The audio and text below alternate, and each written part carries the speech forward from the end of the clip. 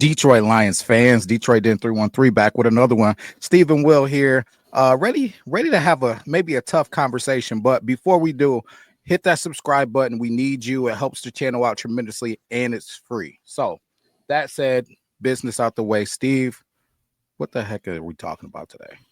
I don't think it's a tough conversation. Well, I think it's a conversation that a lot of people just don't want to hear. I think a lot of people just aren't ready for truth and facts and what we're going to be talking about today. And it's going to be another episode where we have a couple topics. But the first thing that's on my mind, I talked to you earlier today at work. I said, I'm seeing a lot of, I guess, negativity, for lack of a better word, just people, whether it's the free agency stuff or what other teams are doing, or the lack of big moves that Brad Holmes has made.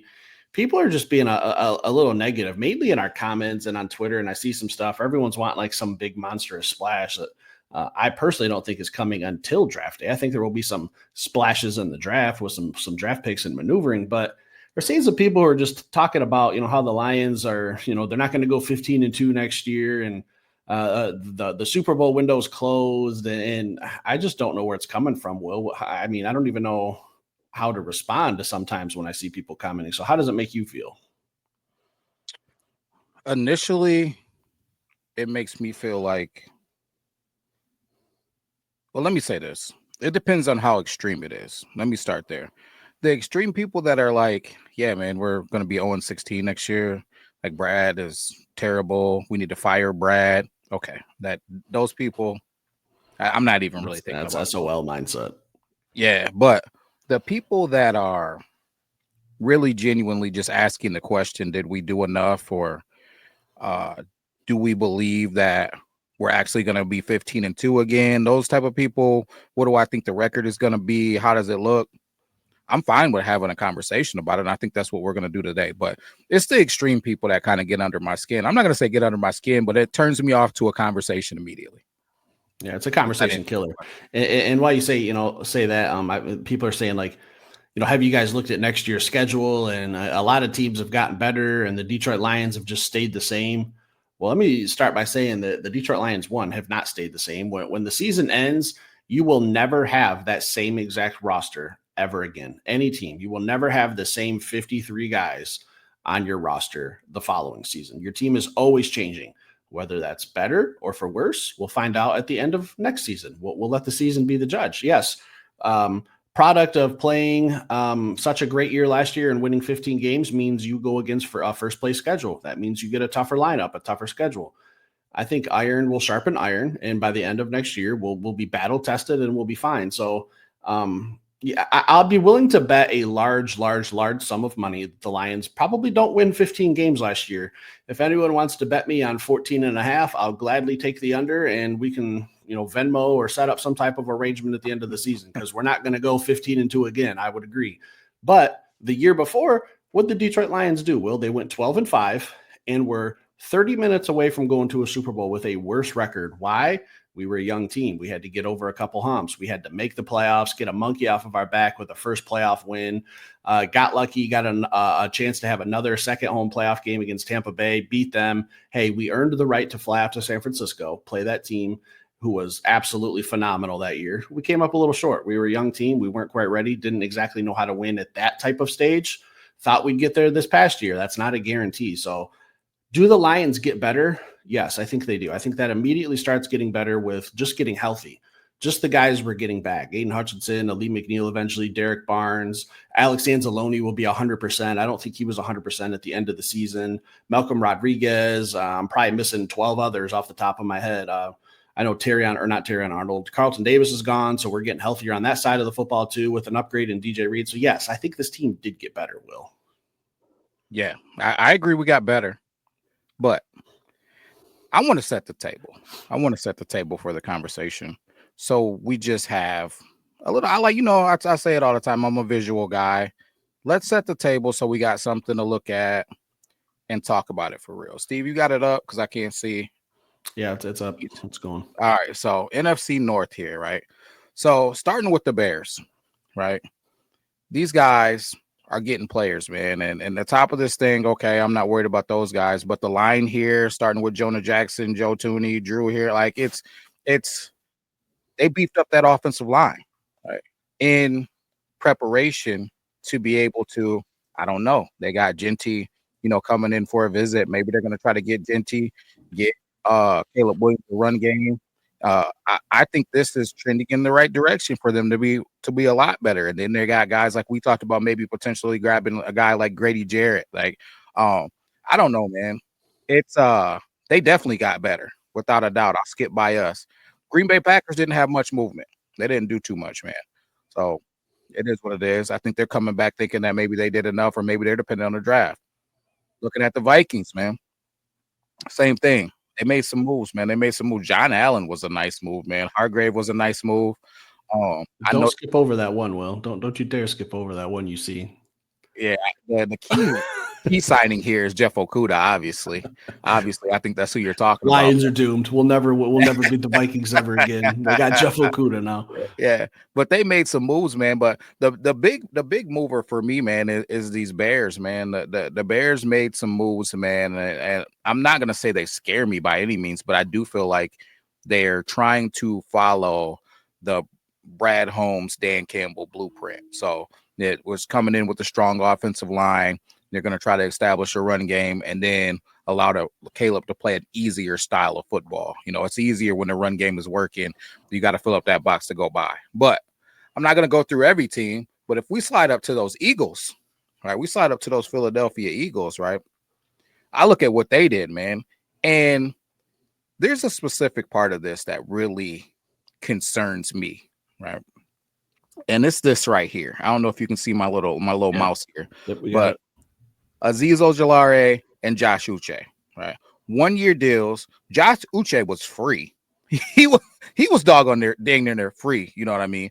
And he has a pass rush upside. If he's not injured, he's going to be able to pass rush. And then we've talked about Azeez time in and time out. Same thing, 1-year prove it deal. But the Philadelphia Eagles have shown, right, through what they're doing, that pass rushing is important to them. And because it's important to them, they're not only just drafting people and going with the guys who had success making Patrick Mahomes run for his life last year.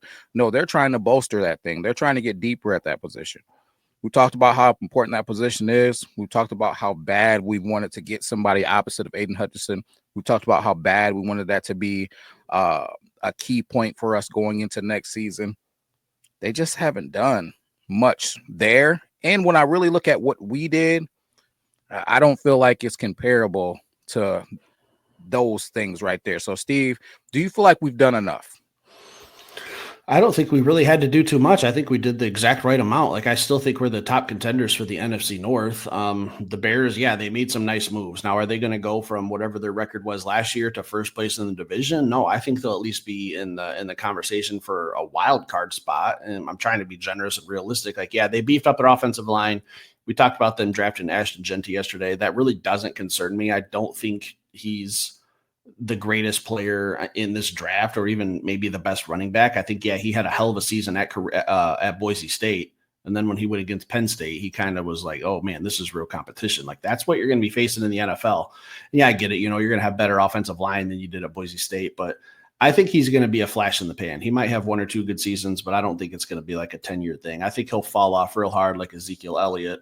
And then you'd be like, dang, this dude's still in the league like 8 years from now after he won like a rushing title and was borderline MVP. So I'm not worried about the Bears. I'm not worried about the Packers. I'm not worried about the Vikings. I think that the Detroit Lions have the keys to the division still.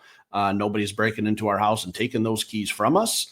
I look at this NFL draft. I think this is the deepest defensive NFL draft I've seen in recent memory, probably within the last 10 years.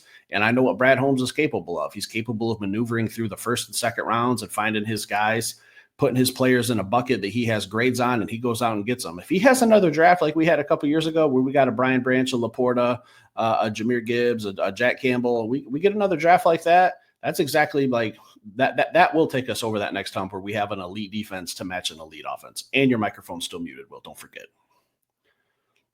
Unreal. You're all right. You're all right. I'm on top of it. All right. I like that. I was moving some papers around in here, but I agree with you, man. I agree with you, but I also think the draft is really what's going to give us the answer. So I'm saying what you're saying just in a different way, I guess. I'm not happy with everything. I don't have concerns about anything that we've done, but I'm not happy with that being enough. There's guys out there, and tell me how you feel. And I think I posted on Twitter the other day. Zadarius Smith, Calais Campbell. There's still some guys out there that I feel like maybe you could grab to try to help this pass rush out. I'm wondering if Brad is in conversations with those type of players and just waiting for the draft to go by and trying to get those guys to hold on until after the draft, until maybe he makes a move after he sees what happens in the draft and how that falls out. I don't know. I don't know what that is, but are you interested still in maybe getting a piece like that as a Darius Smith or a Calais Campbell? I'd probably lean towards Zadarius Smith, but I like Calais Campbell's game. I'm still I'm confused at why he's not signed yet, Zadarius Smith. I'm a little surprised. I think he's the best available pass rusher out there right now. And I also think it's kind of a clue that that's maybe why we haven't signed him, is because Brad Holmes knows what he wants in the draft. Possibly. This is just me speculating. It might be that Brad Holmes knows what he's targeting in the draft, and it might be one or two defensive ends. And he's going to say, I don't really need a Zadarius Smith unless the offer, unless the deal's really, really fantastic. I'm surprised he's available, but I think that's kind of like a subtle little hint as to why we haven't signed a defensive end to this team. Other than Marcus Davenport, bringing him back. So I think that's one of those small little breadcrumbs that I haven't really mentioned, but I have been paying attention. Like if he's not addressing a position, maybe it's because he sees something in the draft. Yeah, I mean, we signed Muhammad too. I mean a new player. We didn't bring anyone new off the streets. Yeah. So yeah, I can agree with that. I just, it makes me feel like obviously it has to happen in a draft, which is kind of surprising to me too, in the sense of, normally, Brad don't really show his cards. I'm surprised he hasn't signed some more veteran guys to kind of put a Band-Aid over it that can come in and compete for 1-year deals or something like that, just so he's not going into the draft and with people saying, oh, yeah, okay, we know Detroit is probably going to get an edge. They're looking at ends. They're looking at – but if you look at the draft again in a second thought, there's so many of them, does it really matter? Right. You know what I mean? So that could be his mindset too. He could just be looking through the draft board and like, hey, like we said before, there's 30 of them that we went through and watched film on, hours and hours of film on, and there's even more than that. You find more, some sleeper, another guy that you really, really like. So maybe that's Brad's mindset. They're all through this draft, and it's just a matter of, where am I going to grab mine at? Is it going to be in the first round, second round? Am I trading up? Am I trading back? Well, whatever the case may be. So I don't know, man. I wouldn't mind seeing Zadarius Smith either, or Calais Campbell if the money was right, 1-year deal. But I think it all boils down to, does Brad work Brad magic in this NFL draft? I think he will. I'm excited for it. I just can't wait. But unless you got more on that, I got something for you today, Steve. What you got? Something for you. Are you ready for it? Probably not. I don't know. So listen, I want to play a little game, Steve. I want to play a little game. And it's not a crazy game. It's not nothing super crazy. It's all about how you feel. How you feel. And we're going to let the world know. I'm not a man of feelings. I'm a brick wall. Good. I have suppressed memories that I've buried deep, Will. I don't like to talk about feelings. That's perfect, actually, because we're just going to throw a couple guys out here for you to kind of just tell me basically how you feel about them. So with that said, setting the table, Jared Goff. How do you feel about Jared Goff? Lukewarm. I mean, lukewarm. I'm not a Jared Goff lover. I'm not a Jared Goff hater. I'm a Jared Goff factual. I've been very critical of him this offseason because everyone keeps saying how we need to bolster up the offensive line and add receivers. And I look at it like last year he was in the perfect scenario, the hottest offensive coordinator in Ben Johnson, the top offensive line, receivers galore, best offensive line, best 2 running backs. I don't know what else we could have gave him last year to be successful. So that's why I'm not a hater, because I know he's my quarterback for the next 2-3 seasons at least, probably. So I can't hate on him too much, because until a better option comes available, then I really can't start calling for his job or him to be benched. He just is what he is. I think if we play complementary football better in certain situations, we'll be just fine. But that's my thoughts on Jared Goff. I don't have a jersey. I'm not naming my firstborn son Jared. It's just, he's the quarterback of the Lions, and that's where we're rolling. I dig that. I see all these images you're loading in, so I'm going to scroll up and just not spoil it. But I know where we're going. I know where we're going now. Will. Yeah. Let's talk about it. Let's talk about it. Let's lay it on the table. So, Steve, with that said, With that said, we're going to go through a couple of guys. So you're going to tell me, are you going with Jared Goff? Or are you going with Matthew Stafford, Steve? Jared Goff, Matthew Stafford. Was Patrick Mahomes on this list too? Like, am I going to have unrealistic quarterbacks on how about list? we just focus on the questions, sir? Okay. Are you talking today? Today, which quarterback would I rather have right now? Today, March 30th. We're going into the 2025 season. Lead us to a Super Bowl. Is it Jared Goff or is it Matt Stafford? Matt Stafford. Okay, one down. People, can I elaborate a little bit? Yeah, whatever you got to do. Stafford wasn't the problem here in Detroit when he was here. All right, our organization was a mess. If you put Matt Stafford on this team, I think we probably win. I think we at least beat Washington, and I think we give Philadelphia a damn good game in the NFC Championship and maybe a Super Bowl. I would have had more faith in Matthew Stafford. He never had an offensive line or a running game or receivers like he did when he was here the first time. So Steve just turned his back on the Ford Field crowd when they're yelling Jared Goff. I never participated in the Jared Goff chance. maybe the very first time, and that was it. Unbelievable. Oh, guys, you heard it here. Listen, I got his address. Just DM me and I'll get it to you. Anyway, moving on. Champion. Moving on. I'll give you a layup here. Trevor Lawrence. I'll take Trevor Lawrence. All right. Ooh, Jared, you got a W, man. You got a W, man. I was a little worried. Would he go over? What do you end up going over? I've seen one other quarterback, so I know he's got at least one more. But I don't know how many you got loaded. I don't want to cheat the game. I'm not Connor Stalions. Yeah, I appreciate you not cheating, man. All right. I saw the signs. I know what's coming. Ooh, Herbert. Justin Herbert. Jared Goff. He just Herbert just signed a massive contract, didn't he? Somewhere in the vicinity of what Jared Goff signed. Like the numbers are close-ish. That's a tough one because I like that Justin Herbert's younger and athletic, but what's he won? So I think I'd still slight edge to Jared Goff. And if anyone has an argument for Justin Herbert, I completely understand it. All right. Where I want to go to next? Let's go. Give me Joe B in a heartbeat. In a heartbeat. I helped Jared Goff pack his bags. All right, tell your supermodel wife and your baby. Best of luck to you and your family and your future family. Have fun in Cincinnati. Bring Joe Burrow to Detroit. It's not even a question. Jeez. Okay, let's have a little fun, Steve. Let's have a little fun. Jared Goff or Steamin' Willie Beeman. Willie Beeman. A fictional character. Listen, I can't have him. Jared Goff doesn't throw up at midfield and Aaron Huddle, so I think he's at least got Willie Beeman's composure beat. So give me Jared Goff because he's fictional. To be honest, I probably have Al Pacino over Jared Goff though, since he was in the picture. If we're being honest. All right. Noted. All right, your boy. I'm gonna come at you with your boy, man. You were just smacking the table saying the Detroit Lions should draft this guy coming out of the draft. You were screaming that he was the best quarterback in the draft. Well, that don't tell you who it is. It should. None other than CJ Stroud. CJ Stroud, man.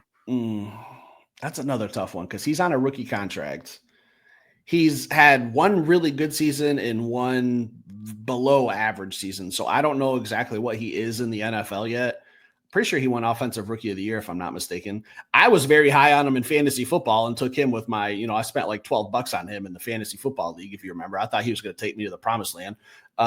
Sneaked into the playoffs, so it didn't really pan out. So I'll take Jared Goff because I've only seen one really good season out of CJ Stroud. Man, just barely edging out the young guy, Jared. Listen, but I do like that rookie contract. I mean, he's got 3 more years to earn himself a lot of money. No doubt. Let's go with a big dog.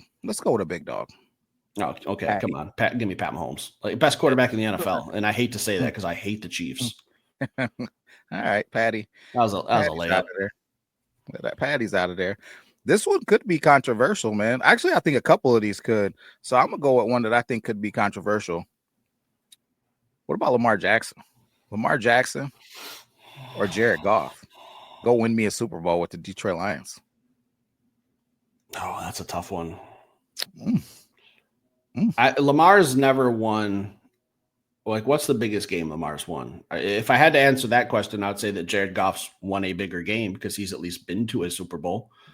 But Lamar is an athletic freak. So I'm leaning Lamar. I'm leaning Lamar. It's probably 51% Lamar, 49% Jared Goff. It's that close for me just because of the athleticism.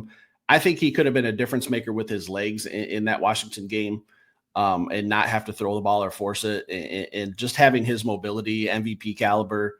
But he's never won a game. Jared Goff's been further, but I do think Lamar Jackson is the better athlete. I don't know if he's the better overall quarterback, but sometimes Jared Goff does some dumb shit and makes me wonder. So I don't know. I'll lean Lamar on that one. Yeah. And I'd buy your son a Lamar Jackson Lions jersey because I know we'd have a new fan. Oh yeah, he would be. Finally, it would be a Lions fan without a doubt.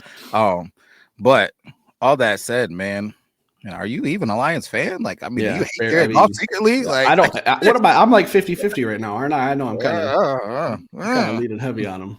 All right, let's drop some sauce in here. Let's drop some sauce. Let's drop a battle scar, right? A bad memory, a nightmare.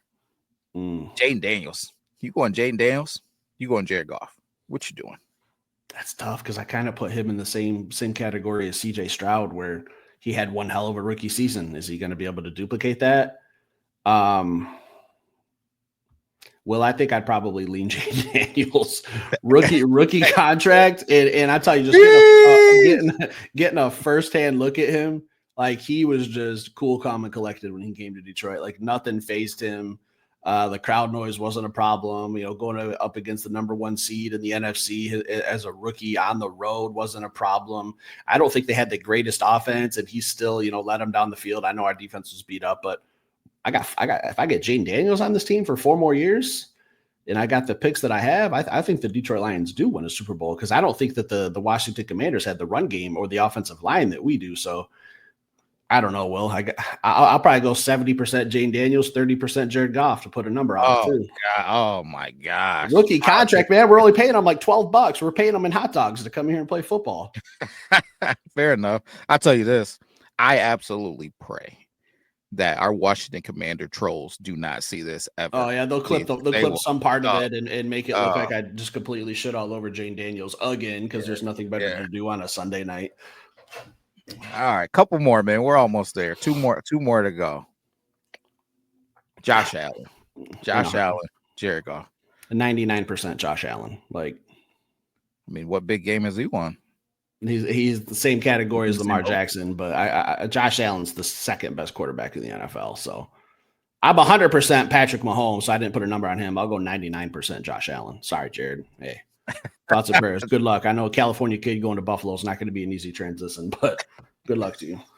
Jeez. A lot of snow. Take a shovel with you. You can even have mine. All right, last one. Steve. Jared Goff.